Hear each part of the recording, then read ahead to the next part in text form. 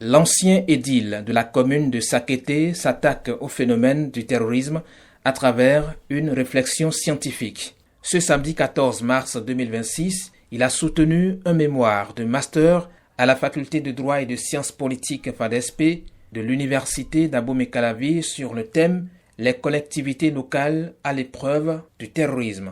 Nous avons fait des recherches sur ce thème qui est d'actualité parce qu'aujourd'hui, le phénomène du terrorisme est en train de véritablement embraser notre pays, surtout dans la zone du Nord.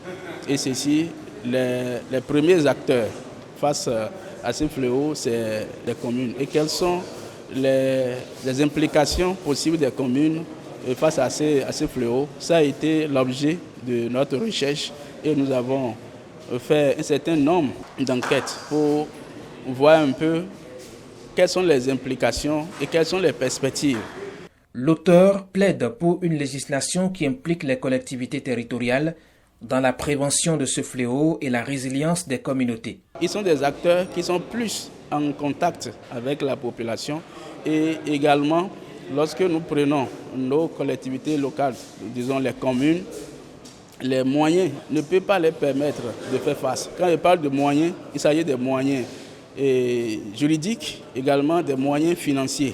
Donc nous avons proposé qu'il y ait des dispositions qui puissent davantage donner de poids, donner de pouvoir aux collectivités locales pour pouvoir directement intervenir. Dans le même document, il est suggéré que les communes puissent disposer de moyens en termes de renseignement, mais aussi de leur capacité à accompagner avec promptitude l'État central dans sa volonté d'arriver à bout de la menace terroriste, creuser davantage le sujet et apporter encore de nouvelles pistes d'action. Ainsi se présentent les perspectives. Nous avons l'ambition de continuer par faire des recherches toujours dans ce domaine-là pour permettre à ce que, avec les dispositifs législatifs que nous avons aujourd'hui, avec les propositions que nous avons faites, quelles sont les actions, les interactions qui peuvent exister avec les pays de la sous-région, par exemple, les communes qui sont dans des régions qui sont affectées, par exemple, par le fléau, pour permettre à ce que la lutte contre ces phénomènes puisse donner un bon résultat. C'est le professeur Ibrahim Salami qui a présidé le jury ayant conduit la soutenance.